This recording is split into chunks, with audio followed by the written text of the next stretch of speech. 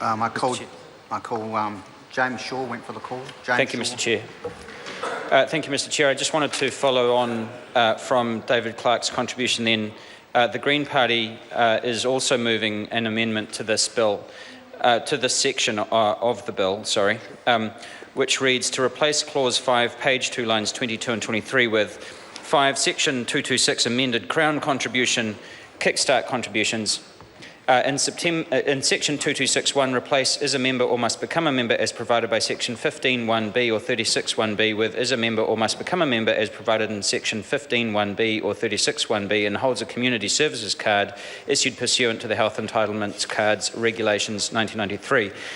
So the intention here, Mr. Chair, is to retain the $1,000 kickstart for people who hold a community services card. If you look at the original intention of the primary act, it includes the language that the purpose of the original act is to support people whose asset accumulation by individuals who are not in a position to enjoy standards of living and retirement similar to those in pre-retirement. So, in other words, what we're trying to do is to say, well, if the government is committed to reducing the cost of the overall KiwiSaver program by cutting the $1,000 kickstart contribution, then at the very least the amendment shouldn't undermine the original purpose of the Act, which is to support asset accumulation by individuals who are not in a position to enjoy those standards of living.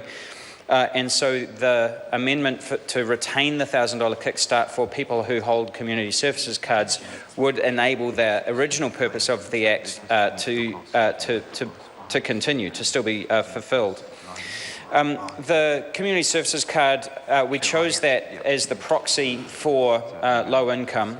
We realise that there are others, there may be ones that have more specificity to them, but part of this is to make it easy to administrate. So when someone is choosing to open a KiwiSaver, if they're able to present their bank or KiwiSaver provider with a community services card, then that's just very easy to administer, as opposed to having to prove their income levels at the date at which they applied for the card and so on. We don't believe that this would add significant cost to the Crown because so many people are already in KiwiSaver. There are about 600,000 community services card holders who are not already superannuitants. Many of those people will already be in KiwiSaver. Of the ones who are not in KiwiSaver, some of them simply won't open an account because they don't believe that they've got the income to do so. But for those people who do, then the incentive would remain in place. And as we know, the incentive scheme has worked extremely well. So it would just ensure that those people retain some of that support.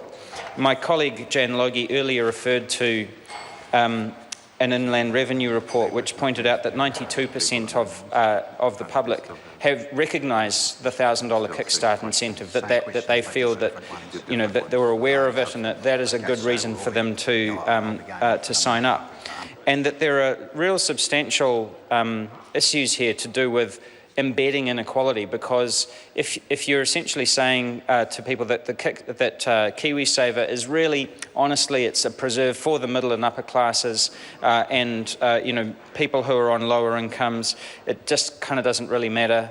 We don't really care about getting them into the program. Then, in fact, not only does that undermine the original intention of the whole KiwiSaver program to start with, it also further embeds deepens inequality in this country. So when people are in different starting positions, and then some of them have got a very attractive, KiwiSaver scheme, and the rest do not, then by the time we get to retirement age, those who are on low incomes will be absolutely destitute, whereas the middle and income people, their wealth will have grown over the course of their life. And so we think that this supplementary order paper to retain the $1,000 kickstart for community services card holders is a way, not the only way, but it is a way of trying to prevent that deepening inequality from happening. Mr. Speaker. The Honourable Dr. Nick